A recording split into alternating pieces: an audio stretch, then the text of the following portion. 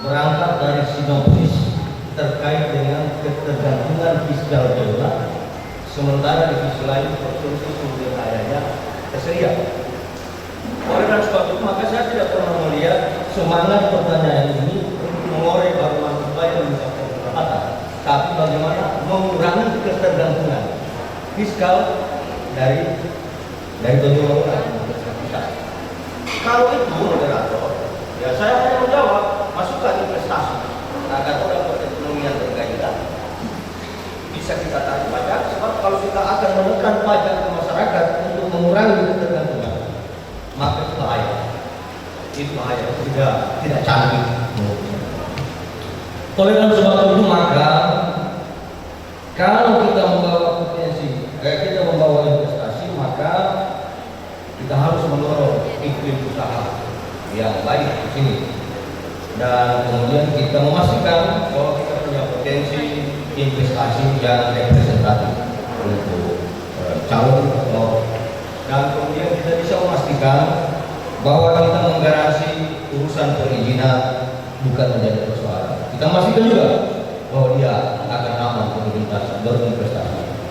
Itu dorong. Saya kira itu Ustaz. Assalamualaikum warahmatullahi wabarakatuh. Segera menambahkan bahwa untuk membangun sebuah negeri, kalau kita ingin melakukan konstruksi dan rancang bangun sebuah daerah, maka kita tidak boleh abai terhadap urusan agama. Sebaliknya, kalau kita membangun sebuah agama, maka kita juga tidak boleh mengabaikan urusan daerah. Kalau saya boleh meminjam bahasa agama, antum yang tahu persoalan daerah dan undang hanyalah orang bodoh. Kita tidak boleh jadi tamu di negeri sendiri. Kita tidak boleh jadi orang asing.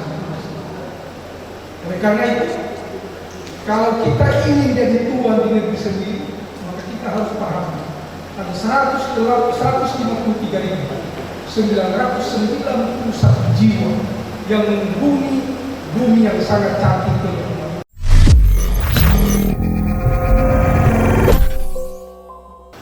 Untuk meningkatkan perekonomian masyarakat, seperti kita tahu bahwa undang-undang ini mempunyai 3 potensi yang luar biasa. Yang pertama adalah potensi pertanian dan perkebunan, potensi kelautan dan budidaya, dan potensi kepariwisataan. Sehingga yang didorong pertama seperti misi saya adalah bagaimana mendorong sektor real. Dengan pertumbuhan hanya 3,7, dia tidak akan bisa berbuat apa. Sehingga sektor real dibuat didorong sehingga masyarakat mulai bergerak ekonominya. Kalau kita melakukan potensi itu masuk pada tatanan potensi, dan kami namakan program unggulan. Di dalam program unggulan saya di sektor pertanian, kita hanya membahas saja 3 komoditas saja. Yang pertama adalah komoditas jagung, yang kedua adalah komoditas kelapa, yang ketiga adalah komoditas nilam. Sementara di sektor kelautan kita membahas masalah permasalahan yang menggunakan budidaya ikan, budidaya ikan dan lain-lain. Dan di sektor pariwisata kita tahu ini adalah pedoman daripada tujuan undang-undang. Kami 3 tahun selama tahun 1988 melakukan survei. Ada 18 data point yang kami temukan di kabupaten di daerah Togel yang sangat menarik. Sehingga ini harus kita lahirkan. Sehingga saya katakan tadi dalam pembukaan saya, infrastruktur kami selama ini, di mana di sini ada pelabuhan udara, di sini ada pelabuhan feri, di sini ada pelabuhan laut. Menurut saya, infrastruktur dasar yang melakukan satu transportasi yang sangat memajukan pariwisata ini sudah tersedia. Tinggal bagaimana menggerakkan ekonomi kepariwisataan ini. Jadi saya mempunyai satu konsep, yaitu konsep kepariwisataan yang berbasis rakyat. Apa konsep kepariwisataan berbasis rakyat? Di mana nanti kalau ini jalan kepariwisataan, sektor-sektor ini bukan milik pengusaha saja, tapi rakyat dilibatkan. Rakyat mempunyai modal, rakyat dilibatkan dalam pemilihan pemerintahan dan lain-lain. Di sektor daripada pertukaran ini bergerak sekaligus, saya yakinnya maka contoh undang-undang akan keluar dari persoalan di bidang ekonomi, karena 3 sektor akan bergerak sekaligus. Di dunia pertanian 3 komoditi bergerak sekaligus, di kelautan ada 2 yang bergerak sekaligus, di kepariwisataan kita sudah bukan apa yang disebut prasarananya. sebab di sini celana juga tidak buka celananya. Apa celananya? Angkutan dan lain-lain. Kalau ini semua dilakukan, maka saya yakin kabupaten itu benar-benar akan lebih maju dari kabupaten lain di provinsi Sulawesi Tengah ini. Yang terima. Masih ada 19 menit, 11 detik Pak. Saya tambahkan terkait dengan kita akan gerakan bagaimana semua lahan-lahan tidur dan lahan kosong itu kita fungsikan untuk bagaimana masyarakat bertani. Kita akan modali masyarakat. Cukup Pak. Terima kasih.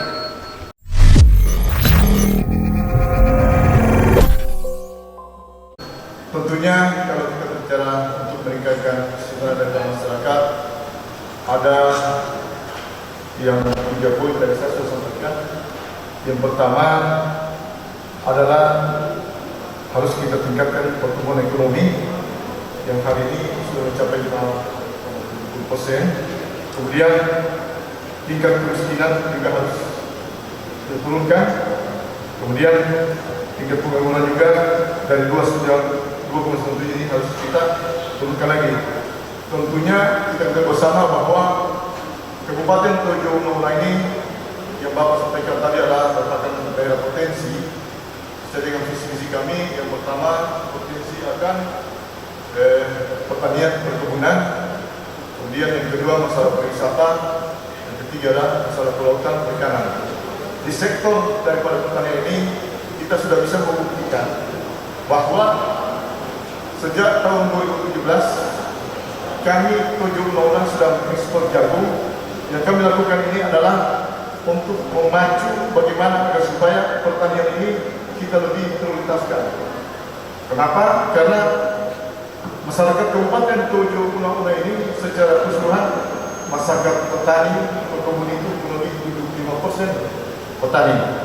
Olehnya satu hal yang hari ini kami merupakan kebanggaan bagi kami bahwa satu-satunya kabupaten yang ekspor jagung di Sulawesi Tengah itu adalah Tojo Uno.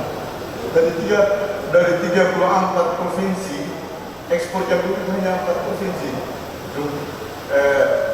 Makassar, Gorontalo, NTB, dan Sulawesi Tengah. Nah, Sulawesi Tengah ini itu di Kabupaten Tojo Uno. Satu bulan kemarin kami ekspor jagung, kami lepas 6.100 ton. Kemudian juga ingin saya informasikan perkembangan daripada pertanian kita, khusus jagung saja. Di 2019 kemarin, sesuai dengan laporan Kadis Pertanian, itu mencapai 90.000 ton. Ini yang kami dorong agar supaya kenapa harus kami dorong pertanian ini? Karena memang pertanian ini betul-betul masyarakatnya itu, saya katakan tadi, masyarakatnya 75 sampai 80% masyarakat petani. Lebihnya itu adalah masyarakat nelayan. Kita bicara pariwisata. 2 tahun lalu kami sudah launching Pak di Jakarta. Di kementerian kami sudah launching. Untuk apa tujuannya?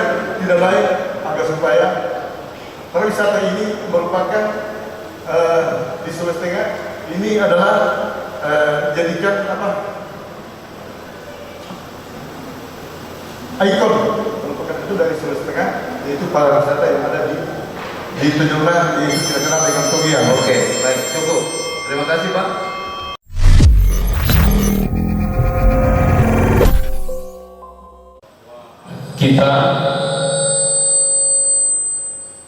Kita tentu memiliki potensi yang luar biasa di Tojo Uno ini. Dan kalau kita kaitkan keuangan kita yang sisa 400 miliar lebih dalam hal sisa untuk belanja, maka tentu ada harus kiat-kiat dari kita untuk katakan salah satu bagaimana kita melobi negara baik itu di provinsi maupun pusat untuk mendorong pertumbuhan ekonomi dari berbagai sektor, misalnya sektor kelautan, kemudian sektor pertanian. Di pertanian ada komoditi jagung. Kita tahu seperti sudah disampaikan bahwa kita cukup bagaimana distribusi jagung dari Tojo Uno di pusat, tetapi tentu harus ada pengelolaan yang baik gitu. Bahkan saya berpikir mungkin bagaimana bisa memaksimalkan perusahaan daerah sehingga jagung itu daerah, perusahaan daerah yang mengambil, yang membeli, sehingga tidak ada tengkulak yang bermain di situ. Jadi kita Pemda yang memberikan modal kepada petani, kemudian kita menjual pada posisi misalnya jagung itu ada kenaikan harga, maka sudah kita lepas. Jadi Pemda bertanggung jawab di situ. Kemudian pada sektor secara umum yaitu meningkatkan pertumbuhan ekonomi dengan menyediakan, misalnya kita tahu jalan-jalan infrastruktur kita itu sangat rendah kemantapannya, bahkan terkesan tidak disentuh. Padahal di sanalah sebenarnya ekonomi mikro itu. Kita tahu bahwa di sepanjang Tojo Barat, Hulu Bongkar, bahkan di atas Ampana Kota ini dan dataran Batu, di sanalah adalah produksi pertanian, produksi perkebunan. Tetapi kalau kemantapan jalan itu rendah, maka tentu untuk membawa produksi, katakan produksi pertanian ini ke pasar, tapi jalan itu rusak, maka menurut saya cost-nya itu sangat tinggi. Maka disitulah kerugian petani. Artinya petani tidak mendapatkan keuntungan besar. Maka salah satu kita harus menyelesaikan secara bertahap sesuai dengan visi kami, yaitu menyelesaikan secara bertahap jalan-jalan, kantung produksi dan jalan keselamatan.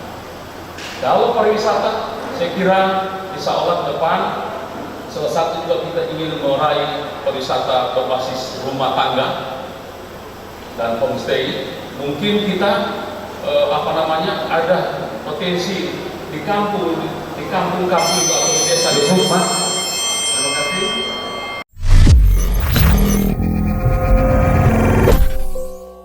Saya calon bupati. Dan saya calon wakil bupati. Sistem pemilihan serentak tahun 2020 dengan akun KPPS pada hari Rabu tanggal 9 Desember 2020. Kami bertekad untuk mewujudkan pemilihan bupati dan wakil bupati di 2020 yang aman, damai, tertib, lancar, beradab. Menjunjung tinggi semangat persaudaraan dan menolak penyebaran berita hoaks.